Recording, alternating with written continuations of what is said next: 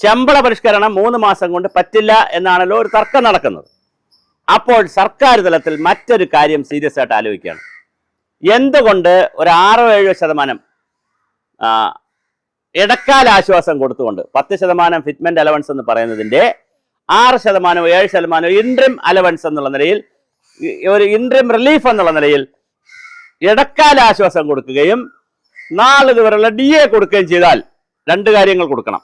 ഗവൺമെന്റിന് ചെയ്യാൻ പറ്റുന്ന ഒരു ഓപ്ഷനാണ്. ഒന്ന്, 4 വരെയുള്ള DA മാർച്ച് മാസം കൊണ്ട് കൊടുത്തു തീർക്കുക. ഫെബ്രുവരിയിൽ ഒരെണ്ണം കൊടുക്കുക, ബാക്കി മാർച്ച് മാസം കൊണ്ട് കൊടുത്തു തീർക്കുക. മാർച്ച് മാസം ആകുമ്പോൾ ഈ ശമ്പള പരിഷ്കരണത്തിന്റെ കമ്മിറ്റിയുടെ സ്വഭാവം അറിയാൻ പറ്റും.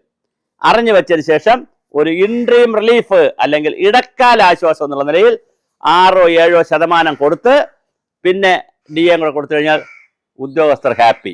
പിന്നെ ഒരു 5-6 മാസം കഴിഞ്ഞിട്ടോ അടുത്ത ഗവൺമെന്റ് വന്നിട്ടോ അല്ലെങ്കിൽ ഈ കമ്മിറ്റി വന്ന് റിപ്പോർട്ട് 3 മാസം കഴിഞ്ഞ് മോഹൻദാസ് IAS പറയുന്ന പോലെ സമാധാനമായി ഇരുന്ന് കിടന്ന് പഠിച്ച് അവർ പഠിച്ച് തന്നെ റിപ്പോർട്ട് കൊടുത്താലും വേറെ കുഴപ്പമൊന്നുമില്ല. അപ്പോൾ സർവീസ് സംഘടനകൾ ഗവൺമെന്റിനോട് പറയേണ്ടത്, നിങ്ങൾ ഈ സെമിനാറും പരിപാടികളൊക്കെ നിർത്തി പറയേണ്ടത്, ഒന്നുകിൽ 3 മാസത്തിനകത്ത് ശമ്പള പരിഷ്കരണ കമ്മീഷൻ കൊണ്ടുവരൂ. പ്രായോഗികമല്ല. കാരണം 3 മാസം എന്ന് പറഞ്ഞാൽ ഫെബ്രുവരി, മാർച്ച്, ഏപ്രിൽ, എന്തായാലും ഏപ്രിൽ 1 ഇപ്പുറം കൊണ്ടുവന്ന ഒരു സാധനം ഒരു ദിവസം രാവിലെ എടുത്ത് വെച്ച് ക്യാബിനറ്റിൽ അംഗീകരിക്കാൻ പറ്റില്ല. അങ്ങനെ അംഗീകരിച്ചാലും കൊടുക്കാനും പറ്റില്ല. കാരണം എന്ന് പറഞ്ഞാൽ ഇലക്ഷൻ പ്രഖ്യാപിച്ചിരിക്കുകയല്ലേ. അപ്പോൾ അംഗീകരിക്കാൻ പറ്റില്ല, കൊടുക്കാൻ പറ്റില്ല, റിപ്പോർട്ടും കൊടുക്കത്തില്ല. മാത്രമല്ല, ഇലക്ഷൻ പ്രഖ്യാപിക്കുമെന്നൊരു തോന്നൽ വന്നാലും മതി, അതിൻ്റെ ഒരു ഷാഡോ വന്നാൽ ശമ്പള കമ്മീഷന്റെ റിപ്പോർട്ട് എഴുതുന്ന ആശാന്മാരും ഒന്ന് ഇതിനെ വലിച്ചുകൊണ്ട് പോകാൻ നോക്കും. കാരണം അവരെ സംബന്ധിച്ചിടത്തോളം ഇത് സിറ്റിംഗ് ഫീസ് കിട്ടും, സൗകര്യങ്ങൾ കിട്ടും, കാറ് കിട്ടും, ഓഫീസ് കിട്ടും, കമ്പ്യൂട്ടർ കിട്ടും, ലാപ്ടോപ്പ് കിട്ടും, ചായ കിട്ടും, കോഫി കിട്ടും. അവർക്ക് ഒരു 4-5 പേർക്ക് ഒരു ആവേശമാണ്. അതുകൊണ്ട് അവരിത് വലിച്ച് റബ്ബർ ബാൻഡ് പോലെ വലിച്ചുകൊണ്ട് പോകാനുള്ള സാധ്യതയുണ്ട്.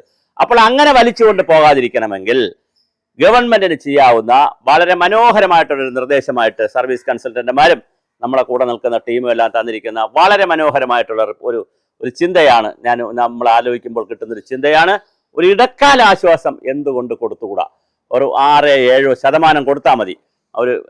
അതായത് നമ്മുടെ ഫിറ്റ്മെന്റ് അലവൻസിന്റെ ഒരു 7% എന്നുള്ള കണക്കിൽ കൊടുക്കുക, ബാക്കി DA കൊടുക്കണം. അപ്പോൾ നല്ലൊരു എമൗണ്ട് പാവപ്പെട്ടവരെ കയ്യിൽ കിട്ടും, ജീവനക്കാരെ കയ്യിൽ കിട്ടും, അവർ ഹാപ്പിയാണ്. എന്നിട്ട് എന്ത് ചെയ്യുക? സമാധാനപരമായിട്ടിരുന്ന് കമ്മിറ്റി ഇരുന്ന് ഈ കാര്യങ്ങൾ, കമ്മീഷൻ ഇരുന്ന് കാര്യങ്ങളൊക്കെ ആലോചിച്ച് അനോമലിയൊക്കെ തീർത്ത്, കഴിഞ്ഞ പ്രാവശ്യത്തെ അനോമലികളും കുറേയുണ്ട്, അതും തീർത്ത് സർവീസ് സംഘടനകളുമായിട്ട്, എല്ലാ ഭരണപക്ഷ പ്രതിപക്ഷ സർവീസ് സംഘടനകളുമായിട്ട് ചർച്ച വെച്ച് ഗവൺമെന്റ് ലെവലിലും പലതരത്തിൽ ചർച്ച ചെയ്ത് ധനകാര്യ കമ്മീഷനെ വെച്ചുകൊണ്ട് ധനകാര്യ കമ്മിറ്റിയിലും ഇത് വെച്ച് ഗവൺമെന്റിന്റെ റിപ്പോർട്ടാക്കി ഇതിനെ കൊണ്ടുപോകാൻ പറ്റും. പക്ഷെ അങ്ങനെ കൊണ്ടുപോകണമെങ്കിൽ ഞാൻ ഈ പറഞ്ഞ കാര്യം ചെയ്യണം. അല്ലാതെ ഒരു മാർഗം കാണുന്നില്ല. 3 മാസത്തേക്ക് വച്ചത് കൊണ്ടൊരു ഗുണം ഇല്ല. ഇനി മറ്റൊരു തമാശ എന്താന്ന് വെച്ചാൽ, ബാലഗോപാലിന് പറ്റിയിരിക്കുന്ന ഒരു അബദ്ധം, അദ്ദേഹത്തിന്റെ പ്രായോഗിക രാഷ്ട്രീയ പരിചയക്കുറവ് കൊണ്ട് വന്നിരിക്കുന്നത്. ഇനിയിപ്പോൾ ഇപ്രാവശ്യം 3 മാസം കൊണ്ട് കൊടുത്തെന്ന് വിചാരിക്കുക. ഈ 3 മാസം കൊണ്ട് പറയുന്നത് അത് മാർച്ച് അവസാനം 2 മാസം അങ്ങനെ ആക്കി ഇനി കൊടുത്തെന്ന് വിചാരിക്കുക. ഏതെങ്കിലും സാഹചര്യത്തിൽ കൊടുത്തു, അല്ലെങ്കിൽ കൊടുക്കുമെന്ന് പ്രഖ്യാപിച്ചു എന്ന് വിചാരിക്കുക.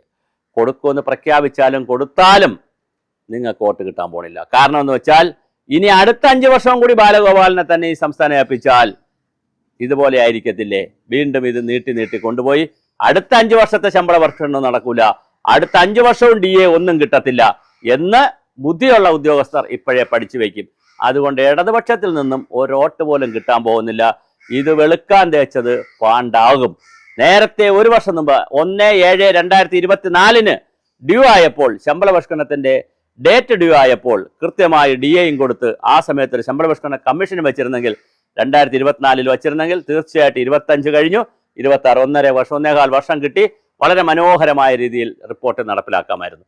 അല്ലെങ്കിൽ അവസാന വർഷം എന്തെങ്കിലും പറഞ്ഞുകൊണ്ട് പോകാമായിരുന്നു. പക്ഷെ ഇതിപ്പോൾ സംഭവിച്ചിരിക്കുന്നത്, നിങ്ങൾക്ക് നടപ്പിലാക്കാനും പറ്റുന്നില്ല, നടപ്പിലാക്കിയാലും വിശ്വാസം നഷ്ടപ്പെടും. എന്തൊരു തമാശ എന്നറിയോ, എന്തൊരു രോഗം!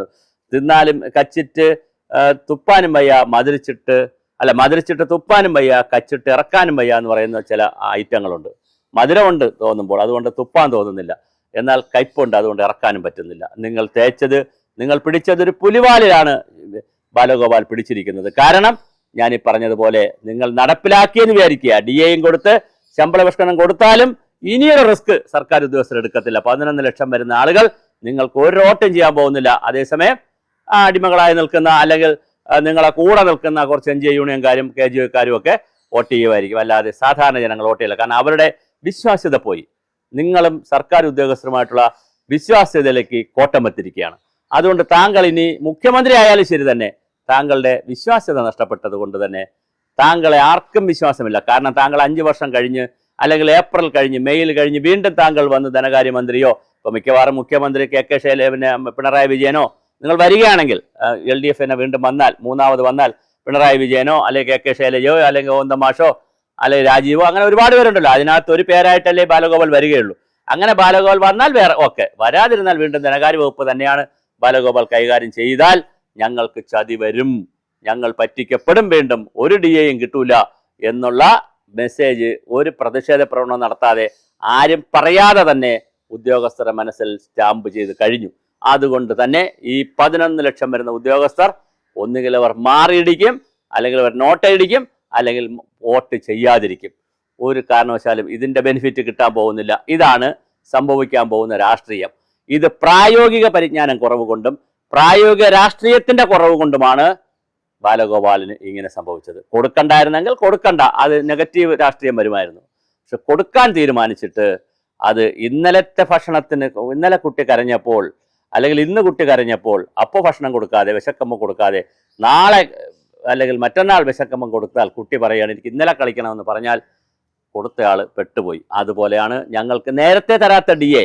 ഇനി DAയുടെ പ്രിൻസിപ്പൾ തന്നെ എന്താണ്? ക്ഷാമബത്തയുടെ പ്രിൻസിപ്പൾ അതാത് മാസങ്ങളിൽ 6 മാസങ്ങളിൽ എപ്പോഴാണോ പ്രഖ്യാപിക്കുന്നത് വിലസൂചി കൺസ്യൂമർ ഇൻഡെക്സ് വെച്ചുകൊണ്ട് വിലസൂചികൾ വെച്ചിട്ടുണ്ട്. നാട്ടിലെ വിലസൂചികൾ നോക്കി എപ്പോഴാണോ ഇത് വരുന്നത് ആ സമയത്ത് കൊടുക്കുമ്പോഴാണ് അവർക്ക് അന്തസ്സായി ജീവിക്കാൻ കഴിയുന്നത്. പിന്നെ അത് PF ലയിപ്പിച്ചത് കൊണ്ടോ അല്ലാതെ പിന്നെ ശമ്പള പരിഷ്കരണത്തിൽ ലയിപ്പിച്ചത് കൊണ്ടോ ശമ്പള സ്കെയിലിൽ ലയിപ്പിച്ചത് കൊണ്ടോ പിന്നെ ഒന്നിച്ചു കൊടുത്തത് കൊണ്ടോ അന്തസ്സായി ജീവിക്കാൻ കഴിയില്ല എന്നുള്ളതാണ് ഇതിന്റെ മാനദണ്ഡം. അതുകൊണ്ട് തന്നെ കേരളത്തിലെ സർക്കാർ ഉദ്യോഗസ്ഥരുടെ ആത്മാഭിമാനത്തെയും അന്തസ്സായി ജീവിക്കാനുള്ള ഭരണഘടനാ ബാധ്യതയെയും ബാലഗോപാൽ വെള്ളം ചേർത്തിരിക്കുന്നു. അതുകൊണ്ട് നിങ്ങൾ പിന്നെ ഫ്രിച്ച് ഓഫ് ബിലീഫാണ്, അതായത് വിശ്വാസത്തിൽ നിങ്ങൾ വെള്ളം ചേർത്തിരിക്കുകയാണ് ആരുമായിട്ടുള്ള എഗ്രിമെന്റിൽ, ഉദ്യോഗസ്ഥരുമായിട്ടുള്ള. അതുകൊണ്ട് തന്നെ 11 ലക്ഷം വരുന്ന സർക്കാർ ജീവനക്കാരും പെൻഷൻകാരും നിങ്ങൾക്ക് 5 പൈസയുടെ വോട്ടും തരാൻ പോകുന്നില്ല എന്നുള്ളതാണ് വരാനിരിക്കുന്ന കൗതുകമുള്ള രാഷ്ട്രീയം.